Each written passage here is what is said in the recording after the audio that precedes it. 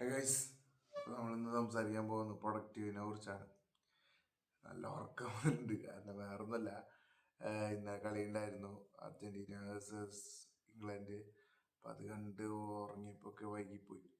എന്തായാലും ഞാൻ ബ്രസീൽ ഫാനാന്ന് പറഞ്ഞല്ലോ. അപ്പോൾ അർജൻറ്റീന ഇന്നലെ ജയിച്ചു, അടിപൊളി. എന്തായാലും ഫൈനലിലേക്ക് പോയി. ഇപ്പോൾ എനിക്ക് തോന്നുന്നു അടുപ്പിച്ച് 3 വട്ടം അല്ല 2 വട്ടമാണ് ഫൈനലിലേക്ക് വരുന്നത്. കഴിഞ്ഞ വർഷം കപ്പ് അടിച്ചു, പ്രാവശ്യം കൂടി കപ്പ് അടിച്ചപ്പോൾ എനിക്ക് ഒരു പക്ക ബ്രസീൽ ഫാൻസിന് അറിയാം ഇന്നത്തെ അവസ്ഥ. ഭയങ്കര ഷോക്കായിരിക്കും. കാരണം ഞാൻ ഇന്നലെ എൻ്റെ കൂട്ടുകാരൻ്റെ ഒപ്പമാണ് കളി കണ്ടത്, അർജൻറ്റീന ഫാൻ്റെ ഒപ്പം. അപ്പോൾ അവനെ കറക്റ്റ് അറിയാം എൻ്റെ അവസ്ഥ എന്താന്ന് ഇന്നലത്തെ. അപ്പോൾ ഇനിയിപ്പോൾ അത് പറഞ്ഞിട്ട് കാര്യമില്ല. ഈ ഫൈനലിൽ സ്പെയിൻ ജയിക്കാൻ പ്രാർത്ഥിക്കാം, അല്ലാണ്ട് വേറെ ഓപ്ഷനൊന്നും ഇല്ലല്ലോ. അപ്പോൾ എന്തായാലും ഇനിയിപ്പോൾ നോക്കട്ടെ. ഫൈനലിൽ ഇനി സൺഡേ അല്ലേ, നമുക്ക് എന്തായാലും കളി കണ്ടിട്ട് ബാക്കി അന്നത്തെ തിങ്കളാഴ്ച സംസാരിക്കാനെ കുറിച്ചാണെങ്കിലും. അപ്പോൾ നമ്മൾ ഇന്നലെ പറഞ്ഞത് നമ്മളിന്ന് സംസാരിക്കാൻ പോകുന്ന പ്രൊഡക്ടിവിറ്റിനെ കുറിച്ചാണെന്നാണ്.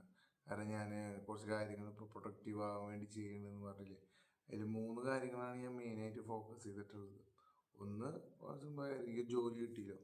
അപ്പോൾ ആ ജോലി കാരണം നമുക്ക് എന്താ പറയുക, ജോലി എപ്പോഴും ഒരു പ്രൊഡക്റ്റീവ് കാര്യമില്ല. എപ്പോഴും നമുക്കൊരു ഫിനാൻഷ്യൽ സ്റ്റെബിലിറ്റിയും ഒരു ഫിനാൻഷ്യൽ സപ്പോർട്ട് നമുക്ക് തരും.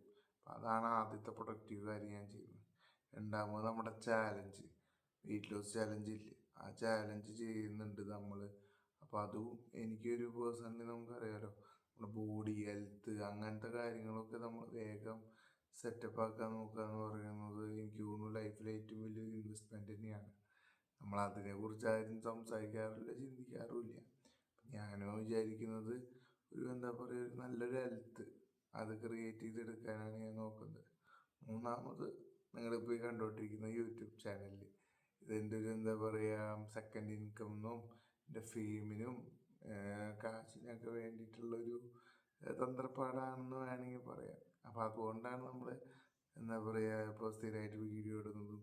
യൂട്യൂബിൽ എന്താ പറയുക വ്യൂസ് കുറവാണ്, വളരെ കുറവാണ്. ഇന്നലെ ഇട്ട വീഡിയോ മിനിഞ്ഞാന്നേക്കാളും വ്യൂസ് കുറഞ്ഞു. പക്ഷെ ഒരു പോസിറ്റീവ് ഉണ്ട്, എനിക്ക് ഇന്നലെ ഒരു സബ്സ്ക്രൈബർ കൂടുതൽ കിട്ടി. അപ്പോൾ അതൊക്കെ കാണുമ്പോൾ എനിക്ക് തോന്നുന്നത് നമ്മൾ റൈറ്റ് വേയിൽ തന്നെയാണ് പോകുന്നത്.